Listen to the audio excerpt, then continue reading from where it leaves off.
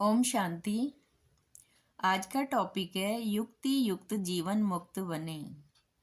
तो आइए समझते हैं कि हम युक्ति युक्त जीवन मुक्त कैसे बन सकते हैं। जब आत्मा ईश्वरीय ज्ञान से जागृत होती है तब समझ में आता है कि जीवन केवल कर्म करने का नाम नहीं, बल्कि हर कर्म को युक्ति युक्त होकर करना है। जो भी कर्म हम करें वो परमात्मा की याद में हो। जब हम युक्ति युक्त होकर कर्म करते हैं तो जीवन मुक्त भी बन जाते हैं।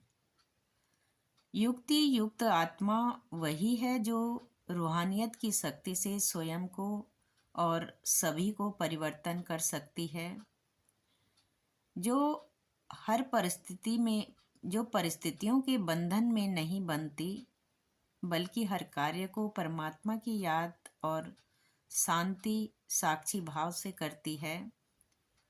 देह अभिमानी स्थिति में स्थित होकर कार्य करती है। कर्म में वो आत्मा उलझती नहीं है।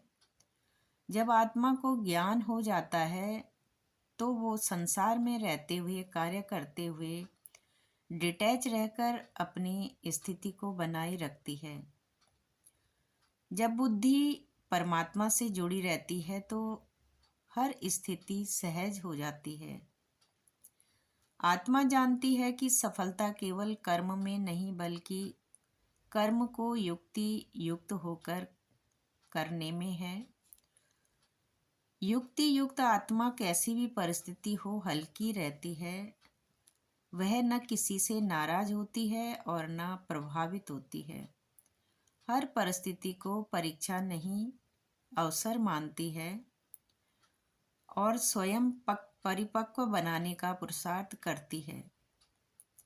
जीवन मुक्त आत्मा वो नहीं जो कर्म छोड़ दे, बल्कि कर्म करते हुए बंधन मुक्त रहे।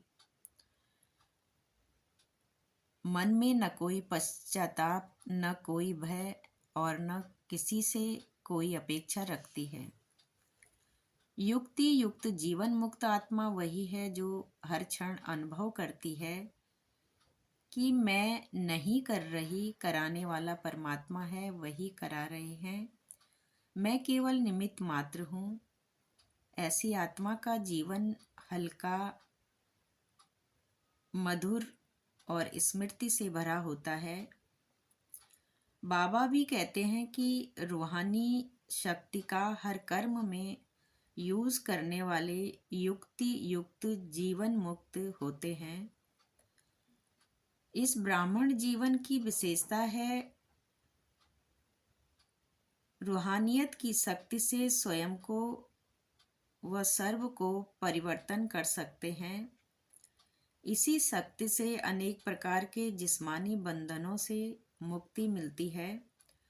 लेकिन युक्ति युक्त बन हर कर्म में लूज होने की बजाय रूहानी शक्ति को यूज करो। मनसा वाचा कर्मणा तीनों के साथ साथ रूहानियत की शक्ति का अनुभव हो। जो तीनों में